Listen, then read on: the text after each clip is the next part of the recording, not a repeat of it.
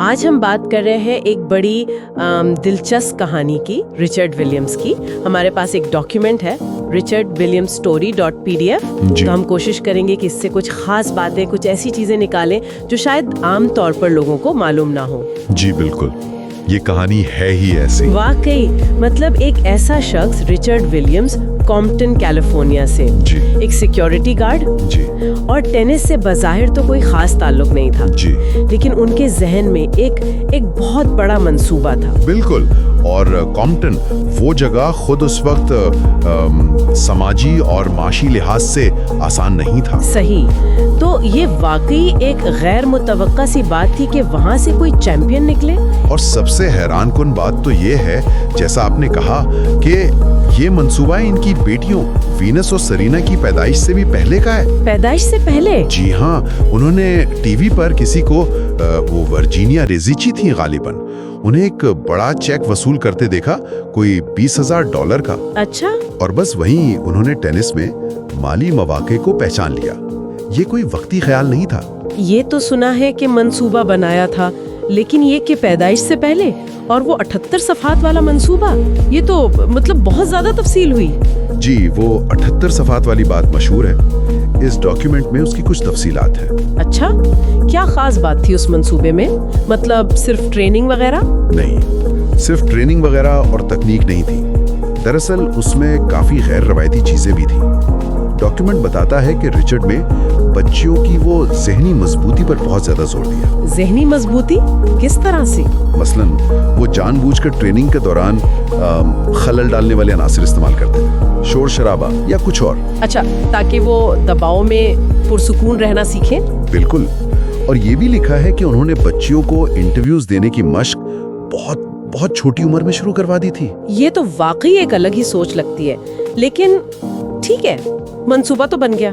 جی، اس پر عمل کرنا، خاص طور پر ان کے حالات میں، وہ تو آسان نہیں رہا ہوگا۔ کیا مشکلات تھی؟ ڈاکیومنٹ میں کچھ ذکر ہے؟ مشکلات تو بہت تھی۔ سب سے بڑا مسئلہ تو ظاہر ہے مالی تھا، پیسوں کی تنگی۔ ڈاکیومنٹ میں لکھا ہے کہ اکثر ٹوٹی پھوٹی گیندیں استعمال کرنی پڑتی، پرانے ریکٹس، وہ بھی شاید ادھار لیے ہوئے۔ اور کوچنگ کا تجربہ بھی تو نہیں تھا ان کے پاس؟ نہیں، بالکل نہیں، خود سیکھنا پڑتا تھا، ویڈیوز دیکھتے تھے، کتابیں پڑھتے تھے، اور پھر وہ کامپٹن کے پبلک کورٹس۔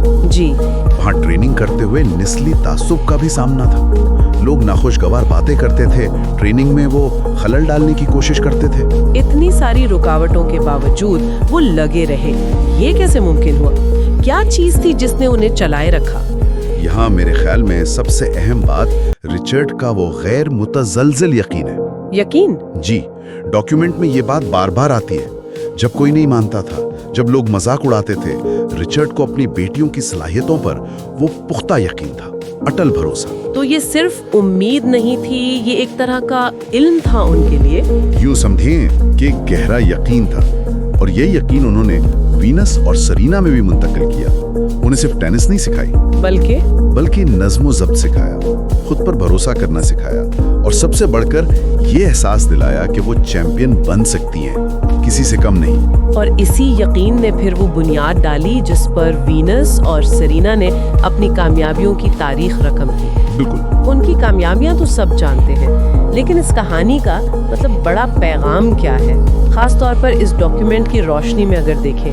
ڈاکیومنٹ ہی واضح کرتا ہے کہ یہ کہانی صرف ٹینس جیتنے یا ہارنے کی نہیں ہے۔ صحیح، یہ اس بات کا ثبوت ہے کہ خواب دیکھنے میں کتنی طاقت ہوتی ہے، خاص طور پر اگر اس خواب کے پیچھے ایک منصوبہ ہو اور انتھک محنت، اور والدین کی حمایت کی اہمیت۔ بالکل، والدین کا یقین، ان کی حوصلہ افزائی کسی کی زندگی کیسے بدل سکتی ہے، یہ اس کی بہترین مثال ہے۔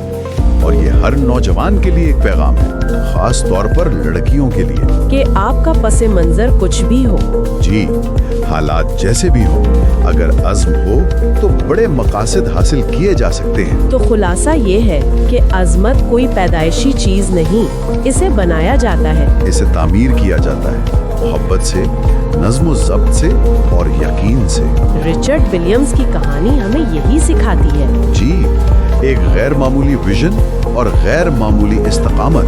انہوں نے صرف 2 عالمی چیمپئنز نہیں بنائے، بلکہ انہوں نے ٹینس کے کھیل کو بدلا और दुनिया भर में लाखों लोगों के लिए उम्मीद की एक मिसाल कायम की। कॉम्पटन के वो टूटी फूटी कोर्ट से विंबलडन के सेंटर कोर्ट तक का सफर वाकई मुतासिर कुन है। बिल्कुल। ये सोचने पर मजबूर करता है। और आखिर में ये सवाल जहन में आता है जी कि अगर इस तरह का फोकस्ड यकीन, इतनी तफसीली मंसूबाबंदी और चैलेंजेस के बावजूद डटे रहने का अज़्म अगर ये जिंदगी के दूसरे शोबों में लगाया जाए, जैसे तालीम में या कारोबार में या किसी समाजी तब्दीली के लिए, तो क्या कुछ मुमकिन नहीं हो सकता?